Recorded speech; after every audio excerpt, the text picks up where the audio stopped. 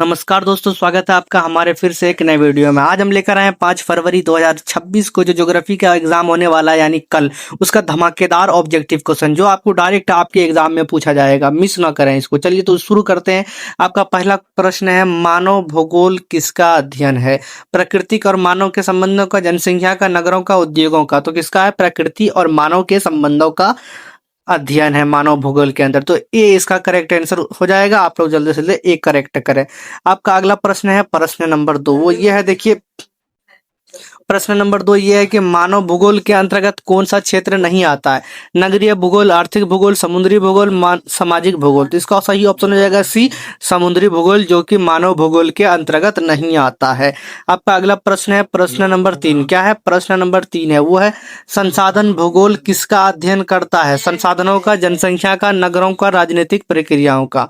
तो इसका सही उत्तर हो जाएगा ए, संसाधनों का करता है। संसाधन भूगोल किसका अध्ययन करता है? संसाधनों का करता है। आपका अगला प्रश्न है प्रश्न नंबर 4। वो है, किस विचारधारा के समर्थक रेटजेल और हम्बोल्ट थे? नीतिवाद, संभववाद, नव निश्चयवाद, विज्ञानवाद। तो इसका सही उत्तर है ए, नीतिवाद। क्या होगा? नीतिवाद। ये आपका अगला प्रश्न है प्रश्न नंबर 5। प्रश्न नंबर 5 है, क्या है? देखिए, संभववाद के समर्थक कौन थे? रेटजेल थे, विडाल डी लाबालॉस थे, ग्रिफिथ टेलर थे, हम्बोल्ट थे। तो इसका सही उत्तर हो जाएगा option number B, Vidal de लाबालॉस होगा। क्या होगा? विडाल डी लाबालॉस होगा। आपका अगला प्रश्न है प्रश्न नंबर 6। क्या प्रश्न नंबर 6 है?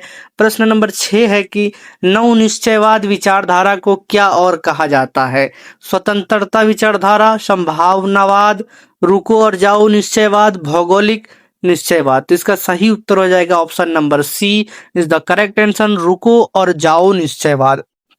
आपका अगला प्रश्न है प्रश्न नंबर 7।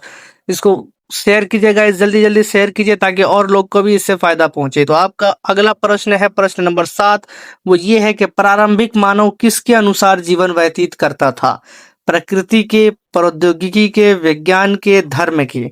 तो प्रकृति के अनुसार मानव जो है जीवन व्यतीत करता था। Option A is the correct answer हो जाएगा। आपका अगला प्रश्न हो जाएगा प्रश्न नंबर 8। क्या होगा? प्रश्न नंबर 8 होगा वो ये है कि मानव ने आग की खोज किसके प्रयोग किया? किससे प्रयोग किया? मानव ने आग का खोज का प्रयोग कैसे किया था? घर्षण और उष्मा से, वायु गति से, प्रौद्योगिकी से और आनुवंशिकी से। तो इसका सही उत्तर हो जाएगा ऑप्शन ए, घर्षण और उष्मा से। किससे?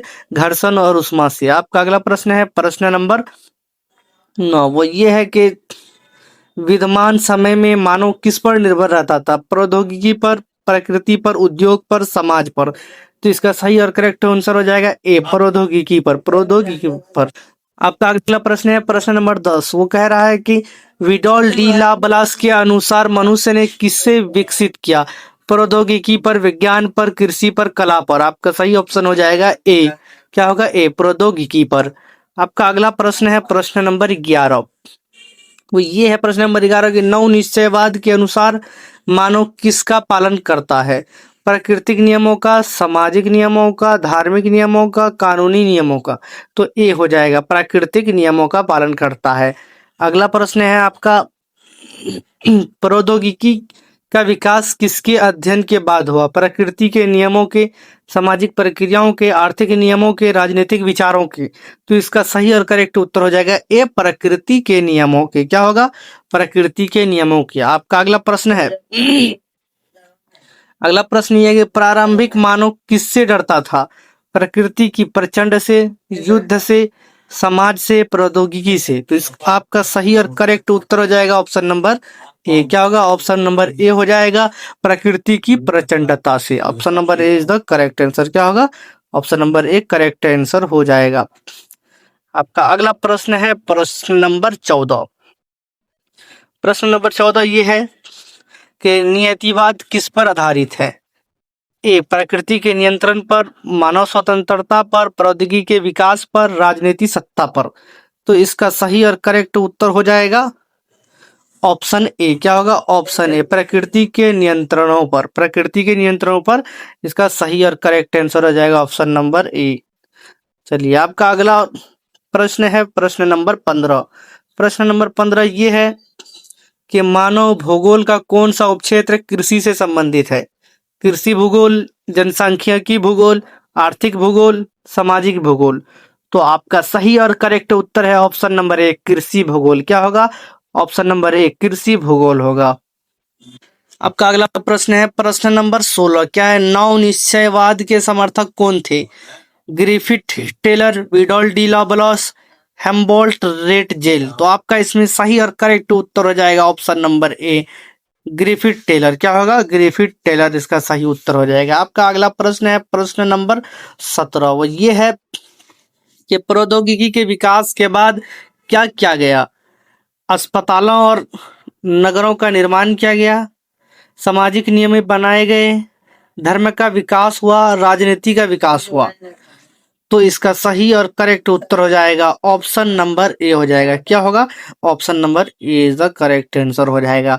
अस्पतालों और नगरों का विकास किया गया। चलिए आपका अगला प्रश्न है प्रश्न नंबर 18।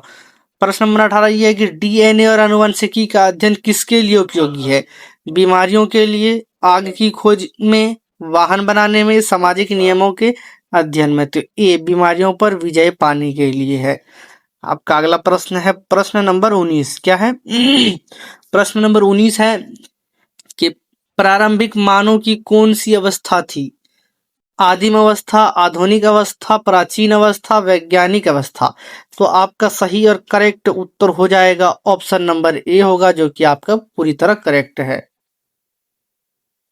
आपका अगला प्रश्न ये है कि प्रश्न नंबर 20, मानव भूगोल का अध्ययन किसके बारे में जानकारी प्रदान करता है? मानव और प्रकृति के संबंधों के बारे में, उद्योगों के विकास के बारे में, राजनीतिक विचारों के बारे में और धार्मिक मान्यताओं के बारे में। तो आपका सही और करेक्ट आंसर जो है वो हो जाएगा ऑप्शन नंबर ए, मानव और प्रकृति के संबंधों के बारे में। आपका अगला प्रश्न है प्रश्न नंबर 21। वो ये है कि संभववाद के अनुसार मानव ने क्या किया? प्रकृति में परिवर्तन किया, प्रकृति का पालन किया, सामाजिक नियम बनाए, आर्थिक नियमों का विकास किया। तो आपका सही और करेक्ट उत्तर है वो है ए, प्रकृति में परिवर्तन किया। क्या क्या? प्रकृति में परिवर्तन किया। आपका अगला प्रश्न है प्रश्न नंबर 22। वो ये है कि नियतिवाद के किस चरण में मानव विकास कम था? प्रारंभिक, मध्य, आधुनिक, प्राचीन।